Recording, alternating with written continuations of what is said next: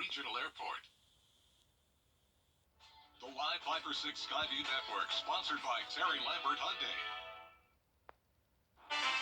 Tomorrow is a Viper 6 alert day. We're tracking a line of heavy rain and strong storms, which could turn severe. I'll have all the details coming right up. Right now on News Channel 6 at 4, a community coming together to support a young boy recovering from a dog attack. Plus, more than 2,000 jobs coming to Georgia. What that could mean for the Peach State ahead. And supporting education in Columbia County. How a local nonprofit is doing its part as your News at 4 starts now. Live from Television Park, this is WJBF News Channel 6 at 4. Good afternoon, everybody. I'm Brad Mean. And I'm Jenny Montgomery. We do thank you for joining us today. Coverage you can count on begins in Columbia County. That's where 11-year-old Justin Gilstrap continues to undergo surgeries. Remember, he was the little boy attacked by pit bulls. Tiffany Hobbs spoke with his school about what they're doing and what the community can do to help. The community continues to rally together in support of Justin Gilstrap after he was attacked by 3 dogs on Friday. His mother says Justin continues to be tough. As Justin continues his fight, his school, Uchi Creek Elementary, is preparing for a fundraiser in his support. This Friday, everyone is asked to wear green and donate $1 that will go to Justin and his family. The school is also providing counselors and social workers for students, teachers, and staff. Principal Katie Yergin says the support all started the night of the incident as some of the staff from the school sat with Justin's mother in the emergency waiting room. The trauma surgeon came out and he talked about what a tough kid Justin is, and he said that God has a big purpose for Justin because he should not have survived. So we just kept hearing the word tough, and one of our teachers said, well, why don't we do #JustinTough, because he's such a tough kid. Principal Yergin says that the support from Justin's school and the community will be ongoing. For more information on how you can get involved, visit us at wjbf.com. In Columbia County, Tiffany Hobbs, WJBF, News Channel 6. Well, you can help save somebody's life with a skill that's easy to learn, and it all starts at AU Health. The American Heart Association reporting more than 22 million people get CPR certified every year. AU Health's local training center offers classes every week. Instructors say CPR is usually key before somebody gets to the hospital. It lies at home because approximately 90% of home arrests don't make it. And so therefore it's important for us to get the people at home and in the public educated on CPR. Certification, just a 2 to 3 hour course. You can take it online or in person. If you're interested, go to wjbf.com to find out how to sign up. The Richmond County Sheriff's Office needs your help finding a missing man. They're looking for 62-year-old Jesus Quintanilla, who was seen last on January 4th on Oakland Avenue. Quintanilla is homeless and may be in the area of the 1300 block of Green Street. He was last seen wearing a blue jacket, black pants, and a black beanie cap. If you have any information, you're urged to call the police. It is time now for a first check of your forecast. Jenna Petracci joining us now. Jenna? Well, guys, we're starting to see more clouds move in, mostly high and mid-level clouds. Not looking stormy outside just yet, but we'll continue to see more and more cloud cover as we go into tonight and tomorrow. But right now, here's a look at our Terry Lambert Hyundai Skyview Cam in North Augusta. Dry for now and pretty warm outside. We reached 70 degrees just a moment ago in Augusta. Otherwise, upper 60s. Millen at 69, 67 in Aiken. Barnwell and Allendale at 68. Wrightsville also at 69, and a little bit cooler in Edgefield in those mid-60s. So it's much warmer than it was yesterday. As I mentioned, over the past couple of days, we're seeing this warming trend. So tomorrow, we'll even see more locations in the 70s. And also, dew points on the rise. We're having a little bit more moisture come into play here, seeing dew points in the mid-40s through low 50s.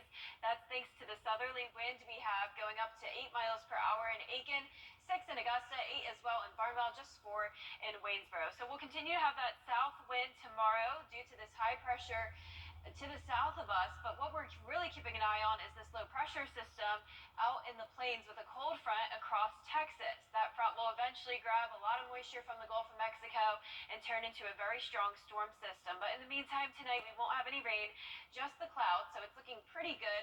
Mild temperatures through the 6 o'clock hour, and as we go into 8 o'clock, we'll start to drop down into this low 60s. So much more mild tonight. We won't have any freezing temperatures. We'll pretty much stay in the 50s. Temperatures will rise tomorrow once again, and we do have a Viper 6 alert day tomorrow due to the strong storms coming in, but that'll be just one day of that.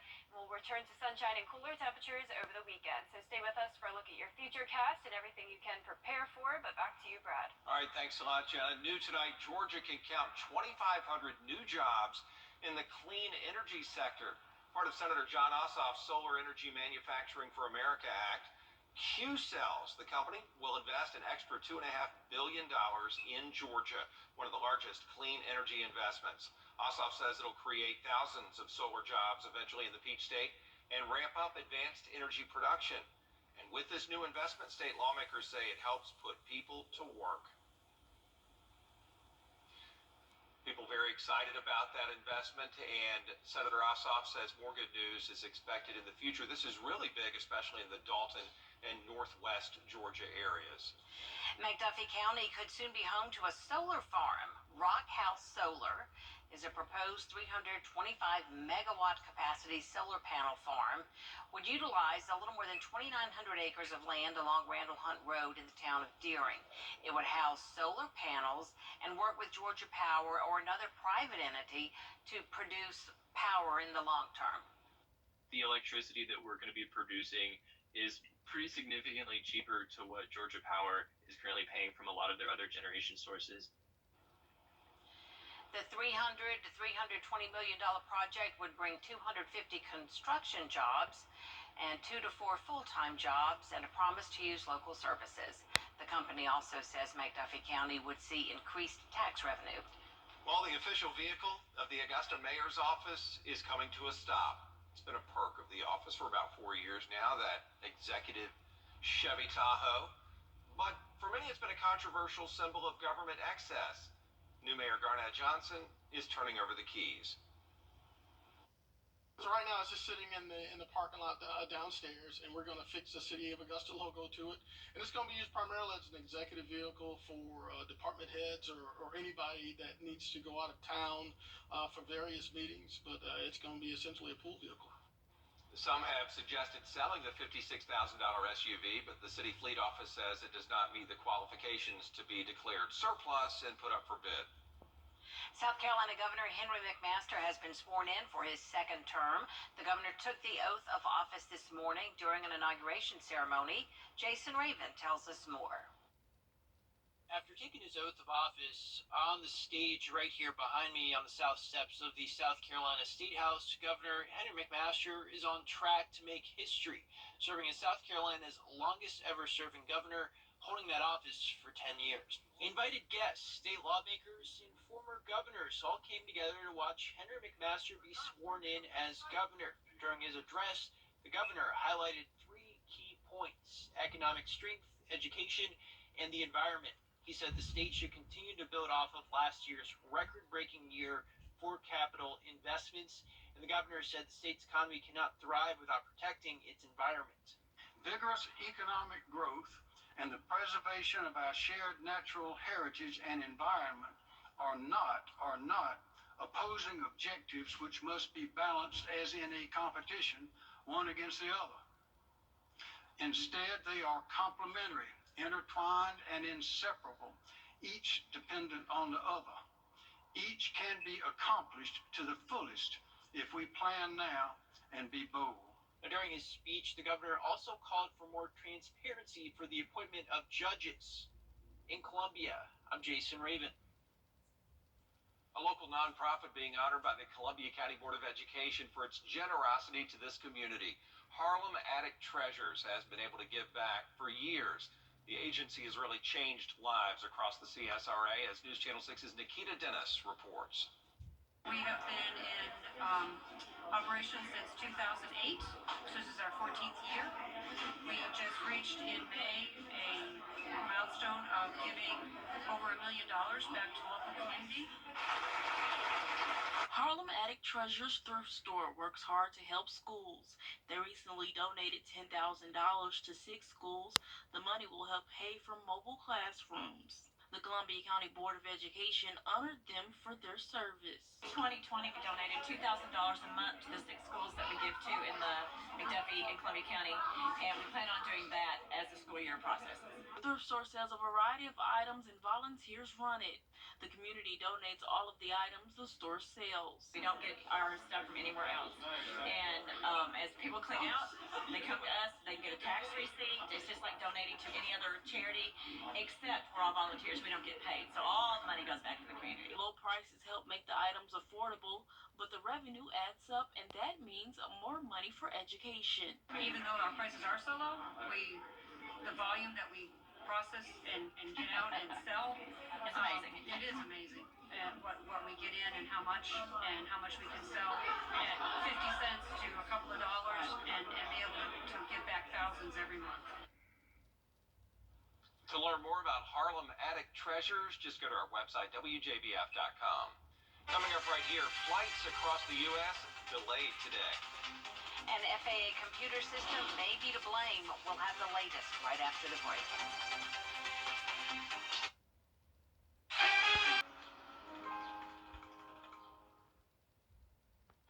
Now to that nationwide ground stop on flights all across America. The first time they've done that since 9/11. A computer outage that began late last night caused a cascade of flight cancellations and delays at airports from coast to coast. Morgan Norwood has more. The FAA is investigating what caused a massive computer failure that ultimately brought thousands of flights to a standstill. Planes at LaGuardia Airport idling on the tarmac, while passengers flying out of Houston's Hobby Airport learning of the ground stop just moments before their plane was set to take off. We were on the plane for like half an hour. The main cabin door had already closed. And then next thing we know, they told us that there's a nationwide ground hold and we're going to get off the plane. ABC News learning the problem began late last night and quickly turned into this major IT issue. According to the FAA, the problem is with its notice to air missions, which blast key safety warnings. Pilots rely on them for information, and without those notices, they simply cannot take off. That information contains advisories, everything from safety advisories, runway closures, maybe weather, maybe even birds in the vicinity. But the key part is that that information is necessary for pilots to file a legal flight plan. When that system at the FAA crashed this morning, it made it impossible for pilots to file those flight plans and is now leading to some delays. President Biden briefed on the matter and asked whether the system was targeted. We don't know. Okay, we'll find out. And again, that ground stop has since been lifted. Transportation Secretary Pete Buttigieg says that he's ordered a review to get down to the root cause of this and to recommend next steps. I'm Morgan Norwood, ABC News, New York. Coming up, we're going to take a look at the forecast for the rest of the week. Meteorologist Jennifer Tracci is with us after the break. Stay here. I'm attorney forecast with WJBF Live 5/6. Good Wednesday afternoon. Not as much sunshine today as what we've had over the last couple of days. We've had high and mid-level clouds move into the CSRA from the west. Here's our Terry Lambert Hyundai Skyview cam. Nice and dry outside at least. And you really don't need a jacket if headed out the door. It's 70 degrees, very comfortable outside with a south wind of 10 miles per hour. That's starting to bring us a little bit more moisture. Dew points have climbed drastically since yesterday. We're now into those mid-40s. So more clouds on the way tonight as well. Right now I'm not seeing any rain though on satellite and radar. We have high pressure to the south of us. That's what's bringing us the southerly wind and keeping us dry for now. But we're watching this low pressure system over the plains with a cold front across central Texas. That'll eventually grab a lot of moisture from the Gulf of Mexico and turn into a pretty strong storm system that we'll be watching tomorrow. There's a big temperature change on the other side of the front. We're seeing mid-30s right now, even 30 degrees in Denver. On the other side of the front, in the warm sector, we're seeing much warmer temperatures. 84 degrees in Dallas, low 80s in Houston, just to the southwest of us as well, in southern Alabama and Mississippi, even the upper 70s. So we'll warm up further tomorrow into those low 70s, but a couple of us touched the 70-degree mark today, such as Augusta and Swainsboro and Louisville. Upper 60s for the most part, though. 68 in Thompson, 67 in Gibson, Aiken sitting at 66, 68 in Barnwell. So we're watching that cold front that's right now Texas. This will bring a strong line of showers and storms starting tomorrow afternoon, continuing into the nighttime hours. So that's going to be aided by the warm temperatures we have, and that'll definitely fuel the potential of some severe weather. So tomorrow's high, 72 degrees. That'll be our last day of the warmth, though, as we'll drop 20 degrees on Saturday down to 52. And with that also comes some really chilly mornings. We're starting out tomorrow morning at 50 degrees, 20 degrees colder than that Saturday morning at 30, and it's far down to the mid-20s on Sunday morning. But that cold won't last for long either. So notice it's been a roller coaster of temperatures.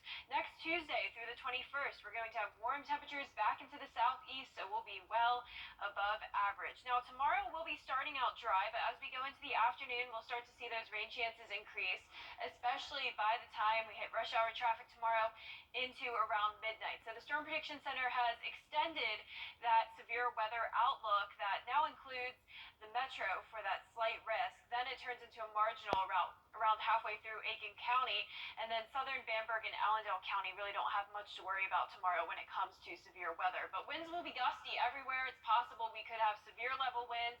Rain will be heavy up to 1.5 inches, and we also have an isolated tornado threat.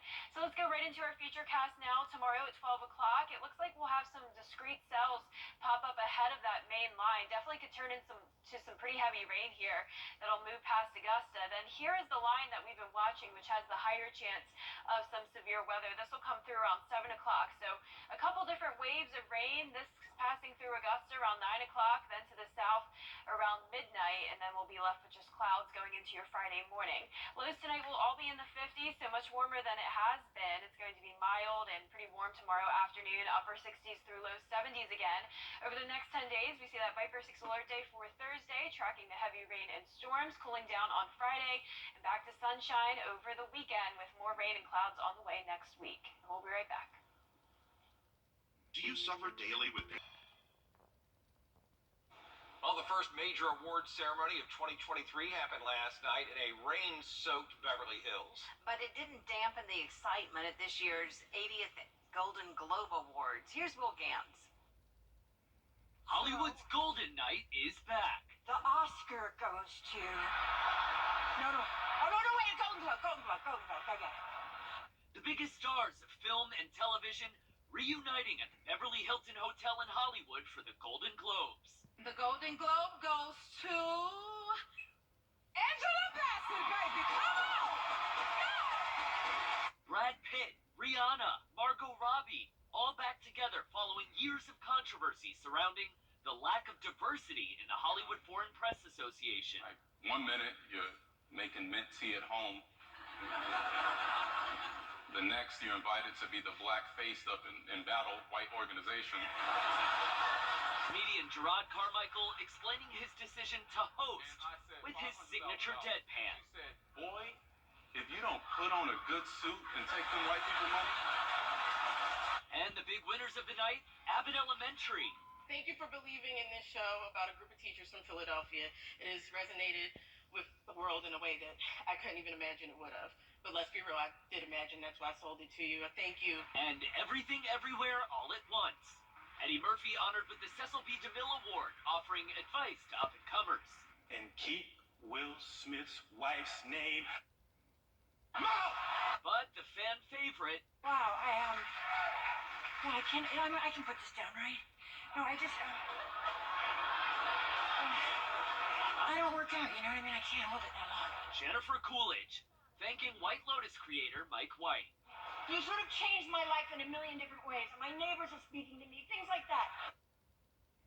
So what does all of this mean for the Oscars? Well, the Banshees of Inisherin and the Fabelmans are early favorites for Best Film. Michelle Yeoh will square off against Cate Blanchett for Best Actress, and Austin Butler took home last night's award for Best Actor for playing Elvis, which makes him a front-runner heading into the rest of awards season. A lot to be excited about there.